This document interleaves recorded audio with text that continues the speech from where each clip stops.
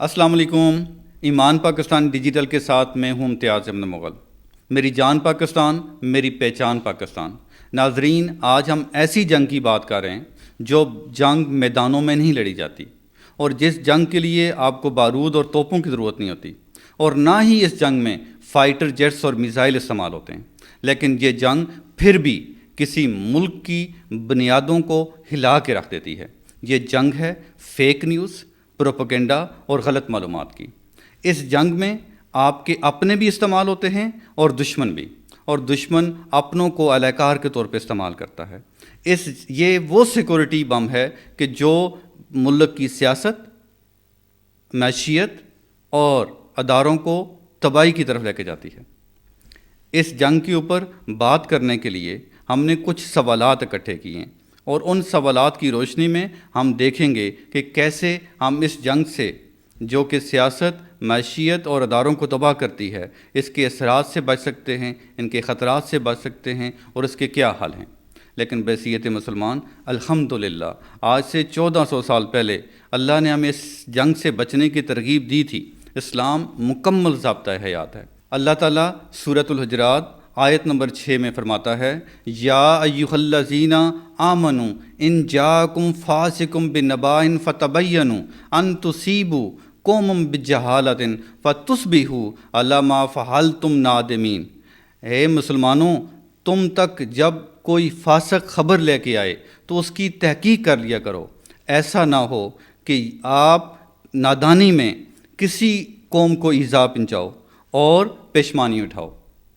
اس موضوع کے اوپر آج ہمارے ساتھ موجود ہیں ایم پی اے فرا عظیم شاہ.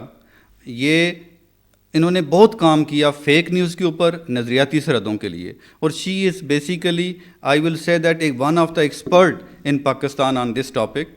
محترمہ، مجھے سب سے پہلے آپ یہ بتائیے کہ جو فیک نیوز، یہ سوشل میڈیا کی شرارت ہے یا ہماری ملک پاکستان کے لیے ایک سوچی سمجھی ہائبرڈ وار؟ بسم اللہ الرحمن الرحیم. بہت شکریہ امتیاز صاحب. ایک بار پھر نہایت اہم موضوع. اور دیکھیں، یہ شرارت تو ہے، لیکن یہ ایک مکمل ہائبرڈ وار ہے. اب آپ دیکھیں کہ آج کل جس طریقے سے کسی بھی ملک کو کمزور کرنے کے لیے، کہ ضروری نہیں ہے کہ آپ ویپنز کا استعمال کریں یا وہاں پر آپ جنگ مسلط کریں، یہ بھی جنگ کی ایک قسم ہی ہے کسی بھی ملک کو اور اس کے اداروں کو کمزور کرنے کے لیے، کہ فیک نیوز، پروپیگنڈا، کہ آپ پورے کا پورا جو ملک ہوتا ہے اس کا بیانیہ ہی چینج کر کے رکھتے ہیں. اب یہ فیک نیوز پروپیگنڈا کرتا کیا ہے، آپ کے ملک کو کس طریقے سے کمزور کرتا ہے؟ آپ کے 3 بہت ہی اہم ستون ہوتے ہیں کسی بھی ملک کے: آپ کے ادارے، سیاست اور آپ کی معیشت.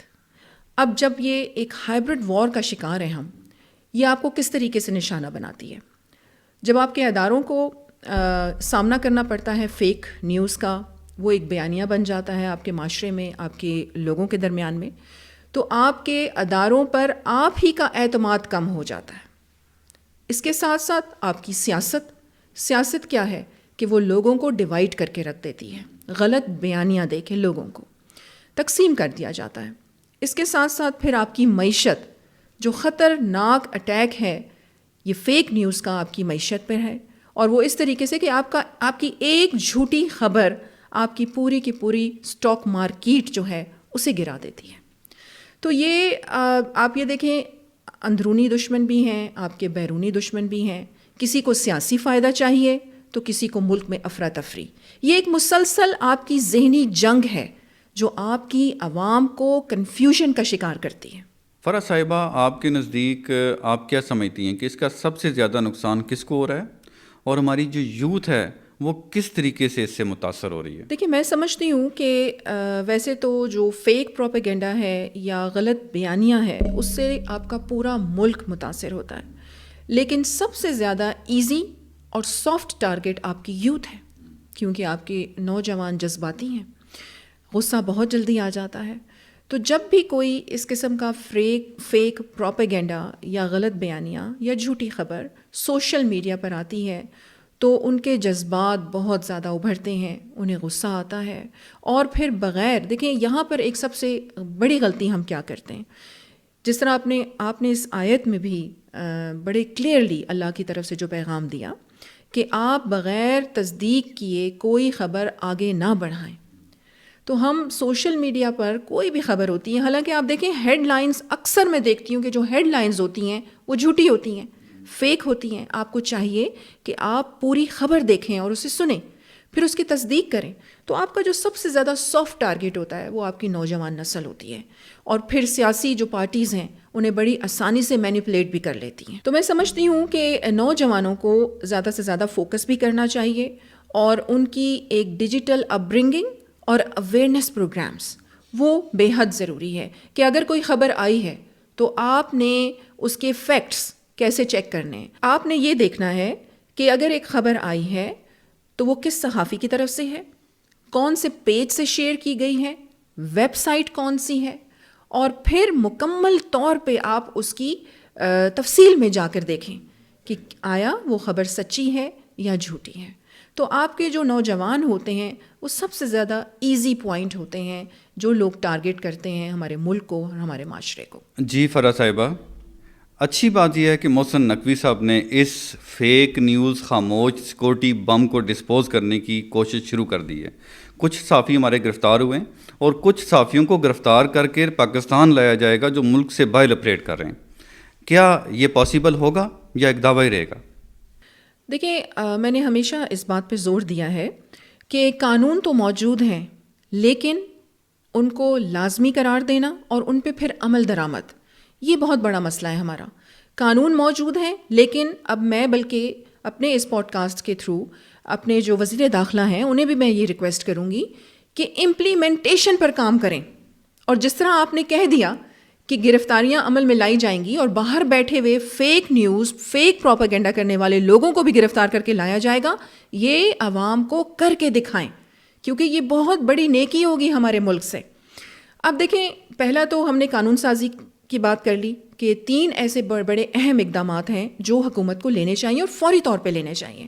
پہلا قانون سازی اور سختی سے اس پہ امپلیمنٹیشن.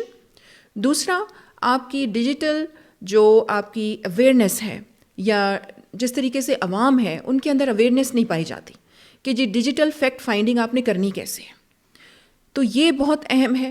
پھر اس کے ساتھ ساتھ آپ کی فیکٹ چیکنگ، جس طرح آپ کی ڈیجیٹل فیکٹ چیکنگ یا نیشنل فیکٹ چیکنگ کے نام سے ایک ادارہ آپ کا بنانا چاہیے، تاکہ کوئی بھی اگر بڑی خبر ہے تو اس کی تصدیق اس پہ ہو جائے اور عوام کو مشکلات کا سامنا بھی نہ کرنا پڑے، اور اس طریقے سے جو فیک نیوز پروپیگنڈا ہے اور غلط جو بیانیاں فوراً سے پھیل جاتا ہے، اسے بھی روکا جائے. پھر آپ یہ دیکھیں کہ میں نے اپنے گزشتہ پروگرام میں بھی یہ کہا تھا کہ جب پاکستان کی بات آتی ہے، چاہے وہ کوئی بھی بڑی سیاسی جماعت ہو، جب آپ کی پاکستان کی بات آئے گی، پاکستان کی سالمیت کی بات آئے گی، پاکستان کی عزت کی بات آئے گی، وہاں آپ کی زبانیں بند ہو جانی چاہیے.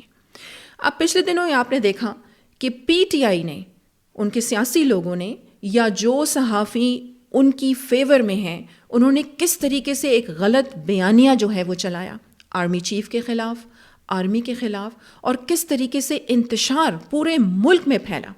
یہاں میں ذکر کروں گی کہ جو 27 تاریخ گزری ہے، اس میں ہمارے آرمی چیف کا نوٹیفیکیشن ہونا تھا as chief of defence force کا، اور اس کو کس طریقے سے فیک پروپیگنڈا اور یہی ہائبرڈ وار کے ذریعے پورے کا پورا بیانیہ ہی چینج کر دیا، اور یہ دکھایا گیا کہ شاید خدا نخواستہ پی ایم ایل این یا وزیر اعظم کے یا آرمی کے درمیان میں کوئی نیگیٹو چیز چل رہی ہے.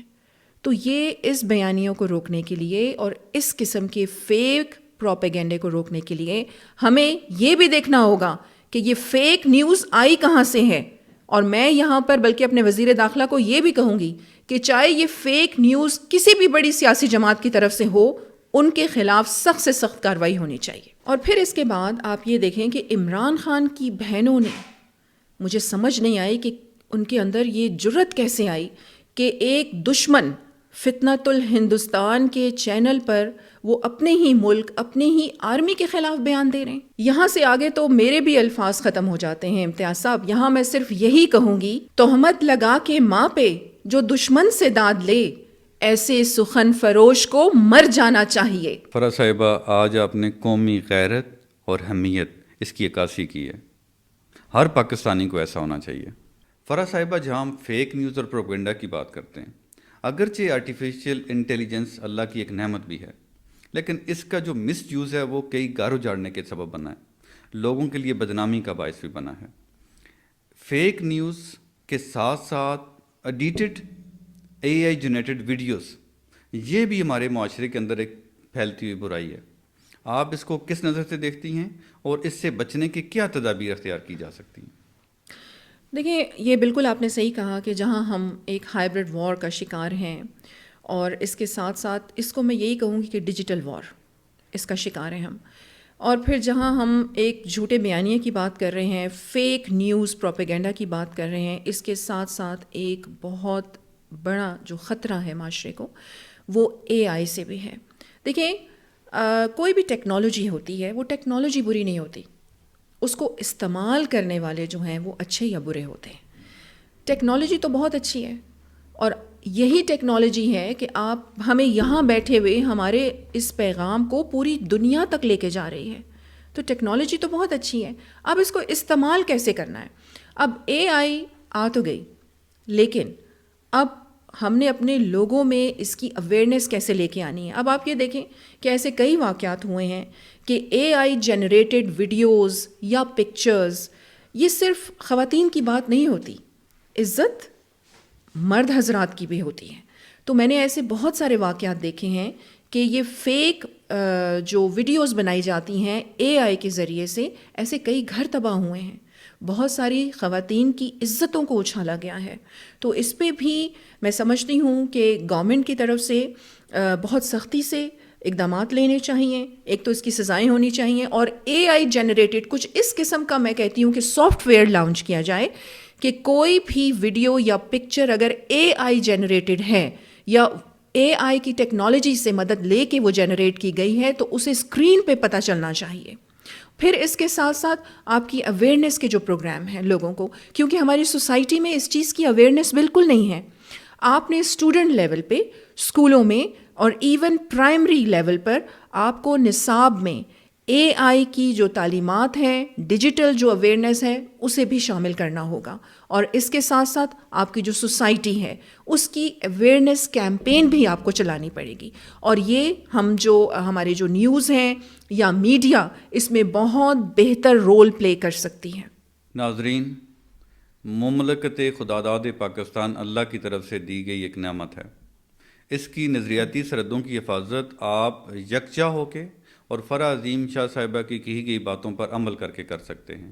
آپ کسی بھی فیک نیوز اور کسی بھی قسم کے پروپیگنڈے کا شکار ہونے کے بجائے آپ نے اس ملک کے خلاف کی گئی ہر بات کا جواب دیں. اس کو شیئر کرنے کے بجائے آپ اس کو رپورٹ کریں. اور اللہ تعالیٰ نے پاکستان کو بنایا ہی ہمیشہ کے لیے ہے، اس کو انشاءاللہ کوئی زوال نہیں ہوگا. پاکستان ہمیشہ زندہ باد.